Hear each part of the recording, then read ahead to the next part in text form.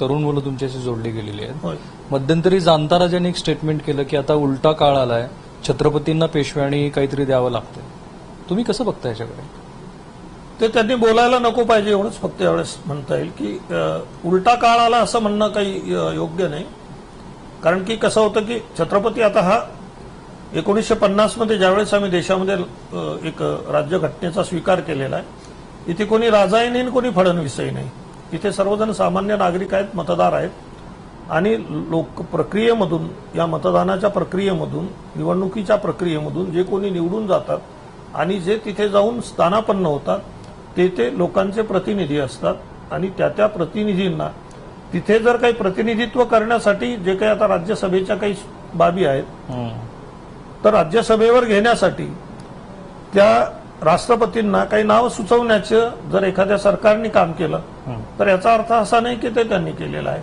आणि समजा यदाकदाचित फडणवीस मुख्यमंत्री आहेत, मग असा जरी विचार केला तर फडणवीसांवर कधी काळी छत्रपतींनी फडणवीसी देऊन काही उपकार केलेले आहेत असं अंगाने बघितलं तर कदाचित त्या उपकारांची फेड म्हणून आज फडणवीसांकडे जर काही अधिकार आलेले असतील आणि ते छत्रपतींना पुन्हा कुठे प्रस्थापित करण्यासाठी वापरत असतील तर त्यात काही वावगं आहे असं मी मानणार आहे. साहेब असं का बोलले असतील?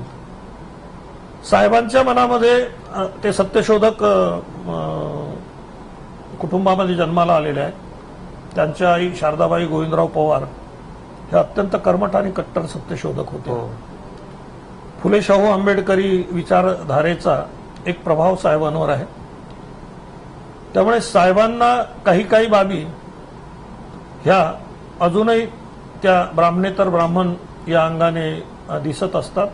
त्या चालतातही, अगदी काही त्याच्यामध्ये काही खूप वावगा अशातलाही भाग नाही किंवा त्याच्यावर बोलणार. परंतु जेव्हा त्यांनी स्वतः कारवाई करणं गरजेचं होतं किंवा त्यांच्याकडे अधिकार होते ते त्यांनी न बोलता जर आतापर्यंत त्यांनी त्यांचे दुसऱ्या तिसऱ्या चौथ्या फळीतले काही लोक तयार केले असते आणि त्यांनी हे बोलले असते तर ते योग्य दिसलं असतं. या वयात आणि या श्रेष्ठत्वावर उंचीवर पोहोचल्यानंतर त्यांनी हे वक्तव्य करणं आम्हालाही काही आवडलेलं नाही. त्यामुळे त्यांचे आता खूप मोठं आहे, त्यांच्यावर काही खूप जास्त बोलून मला वाटतं त्यांना काही धक्का देणं मला योग्य वाटतं. मध्यंतरी असं झालं की मराठा